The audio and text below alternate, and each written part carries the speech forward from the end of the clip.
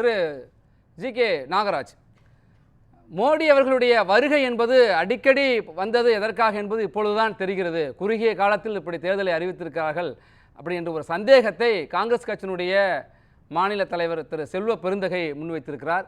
நியாயத்தை பெறுவதற்கான நியாயத்திற்கான திறவுகோல் இந்த தேர்தல் மூலமாக வரும், ஜனநாயகத்தை காப்பதற்கான கடைசி வாய்ப்பு என்று காங்கிரஸ் கட்சியினுடைய தலைவர் மல்லிகார்ஜுன கார்கே குறிப்பிட்டிருக்கிறார். பாஜக தமிழ்நாட்டில் தேர்தலை எப்படி எதிர்கொள்ளப் போகிறது?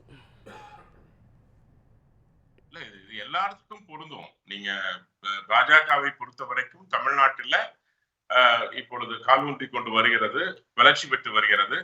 இந்த சமயத்துல உங்களுக்கு தெரியும், கூட்டணியில் கூட இன்னும் முழுமை பெறாத நிலைமையில ஒரு புறம் பாமக பேச்சுவார்த்தைங்கிறார்கள், ஒரு பக்கம் தேமுதிக பேச்சுவார்த்தை, இன்னொரு புறம் பேச்சுவார்த்தை நடந்து இல்ல. இந்த ரெண்டு கட்சிகளுமே அதிமுகவோட பேச்சுவார்த்தைன்னு சொல்றீங்களா இல்ல பாஜகவோட பேச்சுவார்த்தைன்னு சொல்றீங்களா?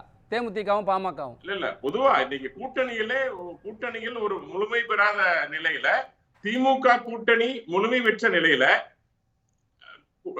இன்றைய தேர்தல் அறிவிப்புங்கிறது எந்த வகையிலும் பாஜகவுக்கு சாதகம் என்று சொல்லிவிட முடியாது. ஏன்னா நிறைய பிரிப்பரேஷன் பாஜகவும் இருக்கிறது. அதனால ஏதோ திட்டமிட்டது எல்லாம் அல்ல. இது எல்லாருமே எல்லாத்துக்கும் பொருந்தக்கூடிய விஷயம். தேர்தல் கமிஷன் எடுத்த முடிவு அவங்க அதை அறிவிச்சிருக்காங்க. அது முதல் கருத்தா பதிவு செஞ்சுக்கிறேன். இரண்டாவது பொறுத்த வரைக்கும், பாஜகவை பொறுத்த வரைக்கும் இப்ப முன்னாடி எல்லாம் நிறைய பேர் பேசினாங்க, அது வாய்ஸ் கிளாரிட்டி சரியா இல்லை, அதனால சரியா கேட்க முடியல.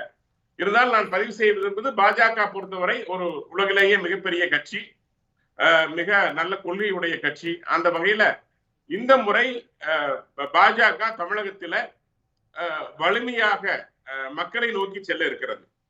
ஏன்னா எந்த காரணம் சொல்றேன்னு கேட்டீங்கன்னா, ஏறக்குறைய 4 கோடி மக்களை எங்களுடைய திட்டங்கள் சென்று சேர்ந்திருக்கிறது. ஏதோ ஒரு வகையில் அவர்கள் பயன்பெற்றிருக்கிறார்கள். சோ அந்த ஒரு முழுமையான நம்பிக்கை இருக்கிறது. அந்த கூட்டணி இந்த கூட்டணி என்று சொல்வதை விட நாங்கள் மக்கள் கூட்டணியை நம்பி இருக்கிறோம்.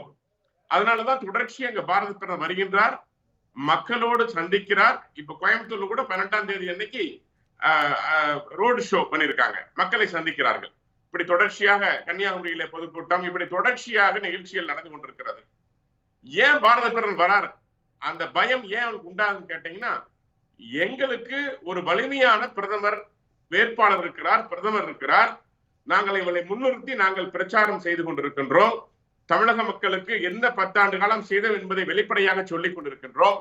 ஆனால் இவர்தான் பிரதம வேட்பாளர் என்று கைகாட்ட முடியாத திமுகவாகட்டும் அல்லது மற்ற கட்சிகள் ஆகட்டும், குறிப்பாக இந்தி கூட்டணி இன்னைக்கு இருக்கிற நிலைமையில மேற்கு வங்காளத்திலும் அவங்க தனிச்சு நிக்கிறாங்க.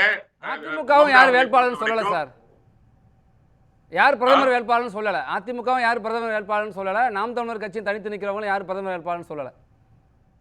அதான் நாங்க சொல்லியிருக்கோம் சொல்றேன் நான். இது மாதிரி மற்ற கட்சிகள் இன்னும் கைகாட்டாத நிலையில, எங்களோடு இதுவரைக்கும் யாரெல்லாம் கூட்டணிக்கு வரலையோ, கூட்டணியில் இன்னும் சேரவில்லையோ, அவர்களெல்லாம் யார் பிரதமர் என்று சொல்ல இயலாத நிலையில நாங்கள் இவர்தான் பிரதமர் என்று காண்பித்து நாங்கள் இன்று மக்களிடம் சென்று நாங்கள் ஓட்டுக்களை கேட்கின்ற நிலையில் இருக்கின்றோம். எங்கள் பாஜகவினுடைய பிரச்சாரத்தை நாங்கள் முன்னெடுத்திருக்கின்றோம். தொடர்ச்சியாக நாங்கள் என்ன சொன்னமோ, எங்கள் தேர்தல் அறிக்கையில என்ன சொன்னமோ அதை செய்திருக்கின்றோம். சொன்னதை செய்துவிட்டு அது ராமர் கோயில் கட்டுவதாகட்டும் அல்லது பல்வேறு திட்டங்கள் பட்டியலிட்டா மணி நேரம் நிறைய பட்டியல் இருக்கு. இல்ல உங்களுடைய வார்த்தையில் நிறைய பட்டியல் இருக்கு. அப்படி சிறப்பாக ஆட்சி செய்த பாஜகவில் இருக்கிறவர்கள் இடம் தேர்தலில் போட்டியிட வாய்ப்பு கொடுத்தும் மேற்கு வங்கம் போன்ற இடங்கள்ல நான் போட்டியிடன்னு சொல்லி மறுக்கிறாங்க. கட்சியில வாய்ப்பு கொடுக்கணும்னு முன்னாள் மத்திய அமைச்சர் கூட கட்சியை விட்டு விலகிறார். அது ஒரு கேள்வி. நீங்கள் மக்களோடு கூட்டணி என்கிற கருத்தை நீங்க முன் வச்சீங்க. தமிழ்நாட்டை பொறுத்த வரைக்கும் மக்களோடு கூட்டணி என்று நீங்கள் சொல்வது மக்கள் மீது வைத்திருக்கிற நம்பிக்கையா அல்லது எந்த கட்சியும் கூட்டணிக்கு வரவில்லை என்கிற விரக்தியின் வெளிப்பாடா? இல்ல இப்ப எங்க கட்சியில டெய்லியும் இன்னைக்கு பார்க்கலாம், நீங்க பலர் மாற்று கட்சியிலிருந்து இணைந்து கொண்டிருக்கின்றார்கள். ஏதாவது ஒரு சிலருக்கு அவருடைய தகுதியினுடைய குறைவு காரணமாக வாய்ப்பளிக்காமல் இருக்கலாம், அவர் வெளியேறி இருக்கலாம்.